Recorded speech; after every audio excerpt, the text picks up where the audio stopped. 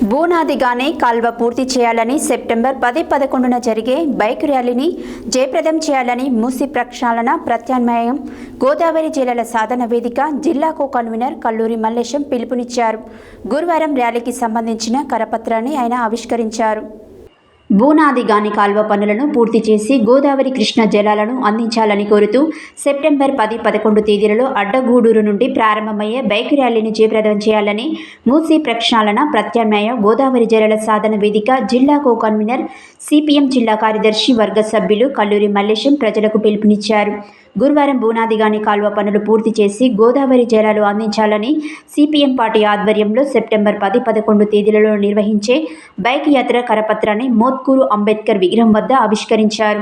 ఈ కార్యక్రమానికి ముఖ్య అతిథిగా హాజరైన కల్లూరి మల్లేశం మాట్లాడుతూ సెప్టెంబర్ 10న అడ్డగూడూరులో బైక్ ర్యాలీ ప్రారంభమయ్యి మోత్కూరు, ఆత్మకూరు, మోటకొండూరు, వలిగొండ, భువనగిరి, బీబీనగర్ మండలాలలో యాత్ర తిరుగుతుందని, సెప్టెంబర్ 11న కలెక్టరేట్ ముందు ధర్నా నిర్వహించడం జరుగుతుందని, ఈ బైక్ ర్యాలీలో రైతులు, ప్రజలు రాజకీయాలకు అతీతంగా పాల్గొని జయప్రదం చేయాలని పిలుపునిచ్చారు. ఈ కార్యక్రమంలో సిపిఎం పార్టీ జిల్లా కమిటీ సభ్యులు బొల్లు యాదగిరి, మండల కార్యదర్శి గుండు వెంకట నర్స్, జిల్లా కమిటీ సభ్యులు రాచకొండ రాములమ్మ, రైతు సంఘం నాయకులు పైల యాదిరెడ్డి, టౌన్ కార్యదర్శి కురపాటి రాములు, మోతుకు అంజయ్య, కందుకూరి నరసింహ, గుండు లక్ష్మి నరసింహ తదితరులు పాల్గొన్నారు. 10-11న అడ్డగూడూరు నుండి ప్రారంభమై ఈ బైక్ యాత్ర జిల్లా కలెక్టరేట్ వరకు జరుగుతూ ఉన్నది. ఇవాళ ఈ జిల్లాలో బూనాదిగాని కాలువ ద్వారా 25,000 ఎకరాలు సాగు చేయడానికి అవకాశం ఉన్నా ప్రభుత్వం సరైన నిధులు కేటాయించకుండా సుమారు 18 సంవత్సరాలు కావస్తున్న ఏ కాలువని గతి లేని పరిస్థితి ఉన్నది. ఇవాళ 98 కిలోమీటర్లు జరగాల్సిన పని కేవలం 33 కిలోమీటర్లకే పరిమితం అయ్యింది.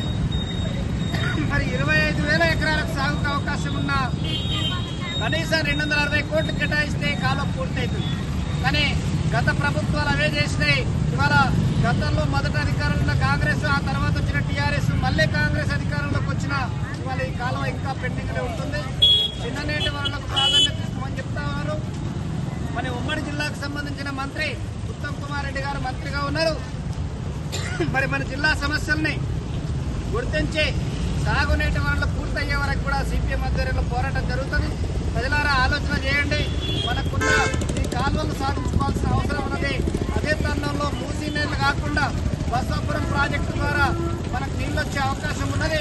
మన బసవాపురం ప్రాజెక్టు ద్వారా వడపర్తి కత్వ నుంచి భువనగిరి, బీబీనగర్ మండలాలకి, అదేవిధంగా ఎర్రంపల్లి దగ్గరున్న ఏడుమొట్ల బావి నుంచి ఇక్కడ పైల్మాన్పురం నుంచి అక్కడ చెరువులు రిజర్వాయర్ చేసి మొత్తంగా కూడా మనకు సాగునీరు కాళేశ్వరం ద్వారా గోదావరి నీళ్లతోటి చేయించడానికి అవకాశం ఉన్నది. కాబట్టి ప్రజలు ఆలోచించి సిపిఎం ఆధ్వర్యంలో 10-11 తేదీల్లో జిల్లాలో జరుగుతున్న బైక్ ర్యాలీకి సంపూర్ణ మద్దతునిచ్చి దీన్ని జయప్రదం చేయాలని చెప్పి విజ్ఞప్తి చేస్తా ఉన్నాం.